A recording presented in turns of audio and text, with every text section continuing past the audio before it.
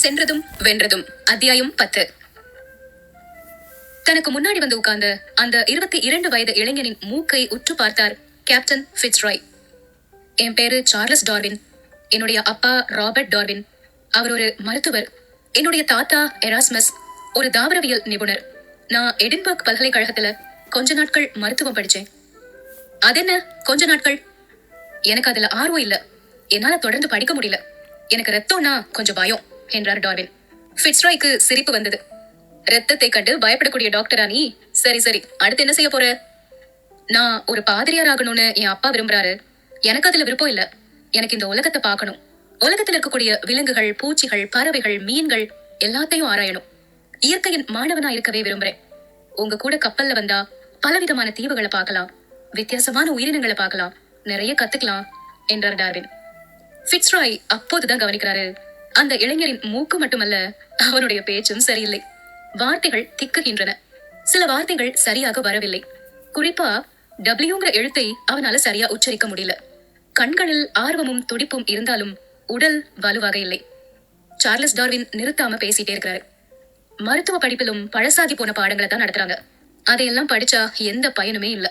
அற்புதமான விசித்திரமான பல உயிரினங்கள் உலகத்துல இருக்கின்றன. அதனால நேரடியா உலகத்தை படிக்கலான்னு முடிவெடுத்துட்டேன். அதெல்லாம் சரிதான்ப்பா. ஆனா உன்னை எதுக்காக நான் பீகிள் பயணத்துல கூட்டிட்டு போகணும்? உன் உடல் வலுவா இல்ல, உன் பேச்சு சரியில்லை, படிப்பும் அரைகுறைதான். டார்வின் குரல்ல இப்போ பதற்றம் தொற்றிக் கொண்டது. என் வாழ்க்கையில இது ஒரு முக்கியமான பயணம். தயவு செஞ்சு மறுத்துறாதீங்க. கடல் கடந்த தீவுகளுக்கு போறதுதான் என்னோட கனவு. அதுக்காகத்தான் கஷ்டப்பட்டு ஸ்பானிஷ் மொழி கூட கற்று வச்சிருக்கிறேன் என்றார் டார்வின். உண்மையில் டார்வினை பார்த்த அடுத்த நொடியே கேப்டன் முடிவு பண்ணிட்டாரு, இவன் நமக்கு சரிப்பட்டு வரமாட்டான். இவனால எதையுமே ஒழுங்கா செஞ்சு முடிக்க முடியாது. ஆனாலும் ஒரு பயணத்துக்காக கஷ்டப்பட்டு ஸ்பானிஷ் மொழிய அவன் கற்றிருக்கிறான்னா, இந்த அளவுக்கு பயணத்தை நேசிக்கிறான் அப்படின்னா அவனை நிராகரிக்கிறது சரியில்லை இல்லையா? 1831 ஆண்டு டிசம்பர் 26 இங்கிலாந்துல உள்ள பிளைமவுத் துறைமுகத்திலிருந்து கிளம்ப வேண்டும்ங்கிறதுதான் திட்டம். HMS பீகிள் தயாராக இருந்தது. முந்தைய தினம் கிறிஸ்துமஸ்ங்கிறதுனால யாருமே வரல. ஆடல் பாடல் கொண்டாட்டம்னு மயங்கிட்டாங்க. அதனால மறுநாளுக்கு பயணத்தை ஒத்தி வைக்கிறாரு கேப்டன். 27 எல்லாரும் சரியா வந்துட்டாங்க. மொத்தம் 73 பேர். நல்ல காற்று, நல்ல வெளிச்சம், அற்புதமான வானிலை. பீகிள் கப்பல் உற்சாகமா விடை பெற்று கிளம்பியது. இவங்க போற இந்த பயணத்தின் முக்கியமான நோக்கம் என்னன்னா, அறிவியல் ஆய்வுகள் மேற்கொள்வது. புதிய தீவுகள், நிலப்பகுதிகள், உயிரினங்கள், செடி கொடிகள் இதெல்லாத்தையும் சேகரித்து ஆய்வு செய்யறது. இயற்கை விஞ்ஞானிகள், கனிம வள நிபுணர்கள், உயிரியல் ஆய்வாளர்கள் இப்படி நிறைய பேரு அந்த பயணத்துல பங்கேற்றிருந்தாங்க. இவங்க கூட சேர்ந்து டார்வினும் போறாரு. கப்பலை சுத்தி வந்த கேப்டன் அதிர்ந்து போயிட்டாரு. ஒரு மூலையில சுருண்டு போய் படுத்திருக்கிறாரு டார்வின். பக்கத்துல போய் பார்த்தா டார்வினின் கண்கள் பாதி மூடி இருந்தன. உடல் அப்படியே நடுங்கிட்டு இருந்தது.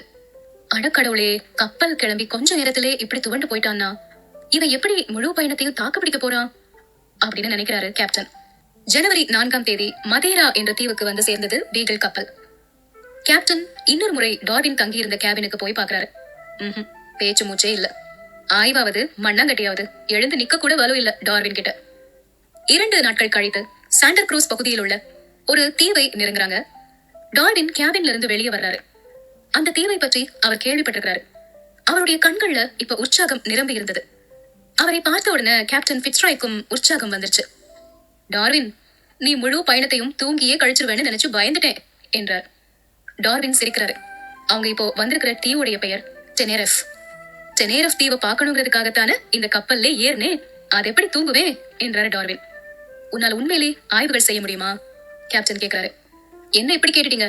என்கிட்ட எத்தனை விதமான பறவைகளின் இறகுகள் இருக்கின்றன தெரியுமா? எவ்வளவு பூச்சிகளை சேர்த்து வச்சிருக்கிறேன் தெரியுமா?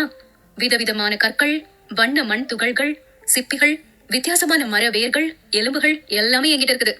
சில பறவைகளின் உடல்களை வைக்கோல், பஞ்சு வச்சு தச்சு பாதுகாத்துட்டு இருக்கிறேன். பலவிதமான வேதியியல் பரிசோதனைகளும் செஞ்சிருக்கிறேன். விதவிதமான வாயுக்கள் உருவாவதை பார்த்திருக்கிறேன்.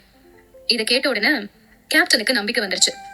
நம்பிக்கையோட அந்த டெனேரஃப் தீவை நோக்கி கப்பலை செலுத்துறாரு. சில நபர்கள் சின்ன படகுகள்ல நெருங்கி வர்றாங்க. நீங்க தான் பீகிள் கப்பலோட கேப்டனா? உங்களுக்கு ஒரு அவசரமான செய்தி. நீங்க டெனேரஃப் தீவுக்கு செல்ல முடியாது. அங்க காலரா நோய் பரவிட்டு இருக்குது. பாதைய மாத்திக்கோங்க அப்படின்னு சொல்றாங்க. கேப்டன் மட்டுமல்ல, டார்வினோட உற்சாகமும் சட்டுன்னு வடிஞ்சு போயிருச்சு. பீகிள் கப்பல் இப்போ கேப் வேர்டே தீவை நோக்கி நகர தொடங்குது. டார்வின் தன்னோட கேபினுக்குள் சென்று திரும்பவும் சுருண்டு படுத்துட்டாரு.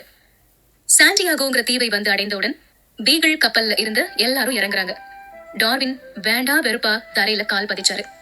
கனவு கண்ட இடத்துக்கு போக முடியாம கண்ட இடங்கள்ல இறங்கி என்ன செய்யறது? கரையை விட்டு நகர்ந்து நடக்க ஆரம்பிக்கிறாரு டார்வின். பச்சை பசேல்னு மரங்களும் செடி கொடிகளும் பரவி கிடந்தன.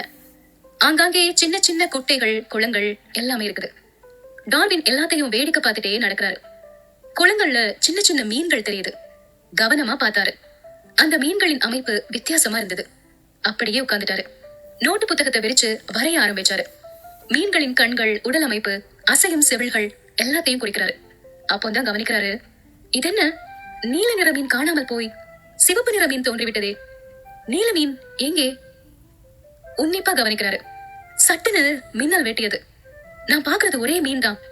நீல நிற மீன் தான் தன்னை சிவப்பு நிற மீனாக மாற்றிக் கொண்டிருக்கிறது. ஏன் அப்படி செய்யுது?